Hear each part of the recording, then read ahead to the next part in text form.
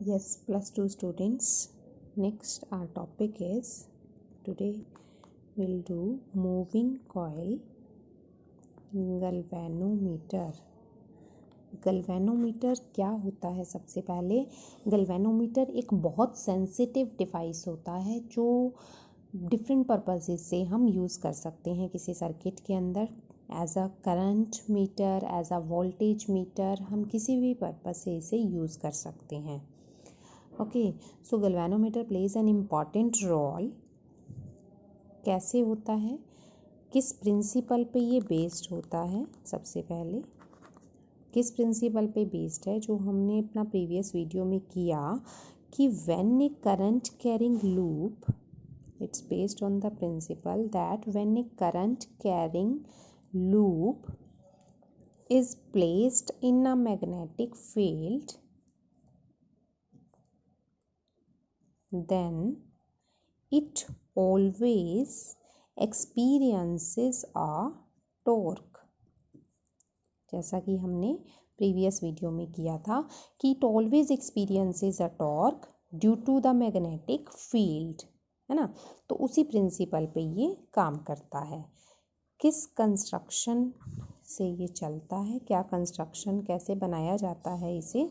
It consist of a soft iron core. Cylindrical soft iron का इसका centre होता है core.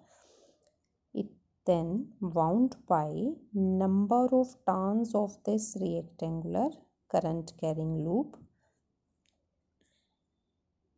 like this.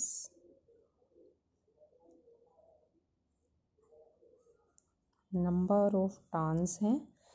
Then it's covered by, surrounded by magnetic poles. Strong magnetic poles provide किए गए हैं, लेकिन ये मैग्नेटिक पोल्स हमने स्ट्रेट ना लेकर के इस तरह से कर्व्ड पोल्स लिए हैं. इसका भी एक अपना इम्पॉर्टेंट रोल है. दिस कर्व्ड मैग्नेटिक पोल्स, या इसे बोलते हैं concave magnetic poles. Okay, then और क्या कंस्ट्रक्शन है? This end is attached to a wire which is further attached with the mirror. This wire, this strip is made of phosphor bronze strip. This is a concave mirror. Mirror है, mirror के साथ further एक scale attached है कि जब ये coil torque feel करेगी, rotate करेगी, तो कितना रोटेशन होगा वो इस मिरर में नोट होगा. मिरर में डिफ्लेक्शन शो होगा और वो कितना होगा that will be measured by that scale. Then here it is attached to a support. This is called as torsion head. Rigid support दे दिया. Then from this end it is attached to a spring. Hair spring we can say, hair spring as then supported. Okay, then from here it is enclosed in a non-magnetic case to avoid any kind of disturbances from the surroundings. Here two screws are further provided to level this. L1 and L2, we can say these are the leveling screws. Here two further screws are provided, T1 and T2. These screws are mainly used in the circuit for any kind of connections. हमें सिर्फ ये दो screws ही use करने होते हैं जो इसके back and पे प्रोवाइडेड होते हैं. T1 and T2 are the connection screws. Clear? So this was its construction part, जिसमें जो important part है वो हमारा क्या है? These strong magnetic poles जो हमने provide कराए हैं, these are concave magnetic poles here which are used to provide radial magnetic field. Clear? Now we'll do its working part. कोई भी डिवाइस हम जब करते हैं उसका principle, construction, working, everything is important. Everything plays an important role. So do it carefully. So working में क्या है कि we know that when a current carrying loop is placed in this external magnetic field it experiences 4 forces. We know that when a current carrying loop is placed in magnetic field it experiences 4 forces. कौन कौन से? F1, F2, F3 and F4 जो हमने previous video में निकाला था. That same we can write here like that BIB cos theta, here BIL. These two forces are cancelled out because equal opposite थे. These two forces are again equal थे, opposite थे, but they produce torque, है ना, due to different lines of action given by tau is equal to जो हमने पिछले article में निकाला MB sin theta. Where theta क्या था यहाँ मेंशन करेंगे. Where theta is the angle, mention करेंगे जरूर कि थीटा क्या था. Theta is the angle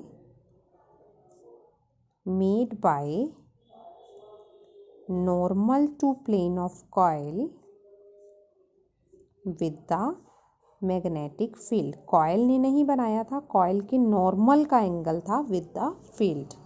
clear. Now M हमने किसको लिखा था? IA को. हेयर एक वायर हो, एक लूप हो तो IA. For the number of loops it can be written as NIA. N is the number of turns of this loop which we have shown here. Okay, so it will become NIA B sin theta. Now ये sin theta becomes sin 90. Here tau becomes NBIA sin 90. 90 क्यों बन गया यहाँ पर? This is, we can make here a separate heading also.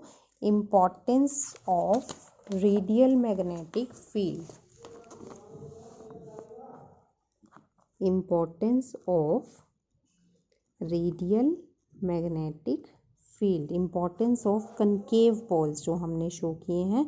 Due to this radial field जो coil है that becomes always parallel to the field. हमेशा parallel to field रहेगी जब भी हमने ये रेडियल पोल्स प्रोवाइड कराए हैं. कॉइल रोटेशन तो फील करेगी ड्यू टू टॉर्क, तो टॉर्क की हर सिचुएशन में, रोटेशन की हर सिचुएशन में वो फील्ड के पैरेलल रहेगी. ओके, तो फील्ड के पैरेलल रहेगी. दैट मीन्स कॉइल का जो नॉर्मल है that will be always perpendicular to this field. That means theta will become 90 degree. So torque will become NBIA sin 90. Sin 90 becomes 1. So this torque will become equal to NBIA. This torque is called as deflecting torque, जिसने coil में rotation produce कराया. Now when this coil will be rotated due to the torque, this spring will be disturbed. इसमें extension या compression होगा. As spring is a elastic body, तो उसके अंदर भी एक रीस्टोरिंग टॉर्क सेटअप होगा जो उसे वापस इक्विलिब्रियम की सिचुएशन में लेकर आएगा. This we have studied in elasticity chapter, है ना. तो now due to this deflection the hair spring gets disturbed and a restoring torque is also set up in it. Restoring torque is given by K alpha. Restoring torque is directly proportional to extension. Proportionality हटाकर हम constant लगाते हैं. There here K is the spring constant and alpha is the deflection produced in the string। जब ये coil rotate करेगा तो इस string के अंदर हमने बोला था कि एक डिफ्लेक्शन प्रोड्यूस होगा, चेंज प्रोड्यूस होगा, जो कि मिरर में नोट होगा। मिरर के साथ स्केल अटैच्ड है, उस स्केल में वो मेज़र करेगा कितना डिफ्लेक्शन है। That will be measured by that points, that divisions which is shown here by alpha.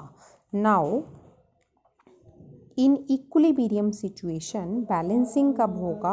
When this deflecting torque becomes equal to restoring torque, that means NBIA becomes equal to K alpha. So here alpha can be written as NBIA by K. Clear? This was the alpha, यानी कि deflection, यानी कि जैसे हमारा ये गल्वेनोमीटर है, गल्वेनोमीटर के अंदर स्केल है, इस स्केल के अंदर डिफ्लेक्शन कितना होगा, that will be directly proportional to this current. क्यों करंट पे ही डिपेंड करेगा? Because here number of turns constant, magnetic field जो प्रोवाइड कराया constant, area of the coil constant, K is spring constant. So this alpha is directly proportional to the current provided, current flowing in the loop. Okay, so here we can say our galvanometer obeys linear scale, current के directly proportionality को ओबे करता है, तो ये linear scale को ओबे करता है। क्लियर? नाउ एक इम्पॉर्टेंट बात, जैसे हमने वोल्टमीटर एमीटर देखा हुआ है, उसमें एक स्केल लगा होता है जो 0 से स्टार्ट होकर एक रेंज तक जाता है ना। लेकिन गल्वेनोमीटर में क्या होता है, जो 0 पॉइंटर है, जो डिफ्लेक्शन नल डिफ्लेक्शन है, वो हमारा सेंटर पर होता है। On other sides, both the sides, इसके पॉइंट्स डिविजन्स मार्क होते हैं, जैसे 10, 20, 30, तो same 10, 20, 30 like this. On flowing the current, this galvanometer gives a deflection towards left or right side. Clear? So galvanometer can be used as a ammeter or voltmeter but not directly. इसके लिए हमें further connections करने पड़ते हैं, जो कि हम next complete करेंगे। Okay?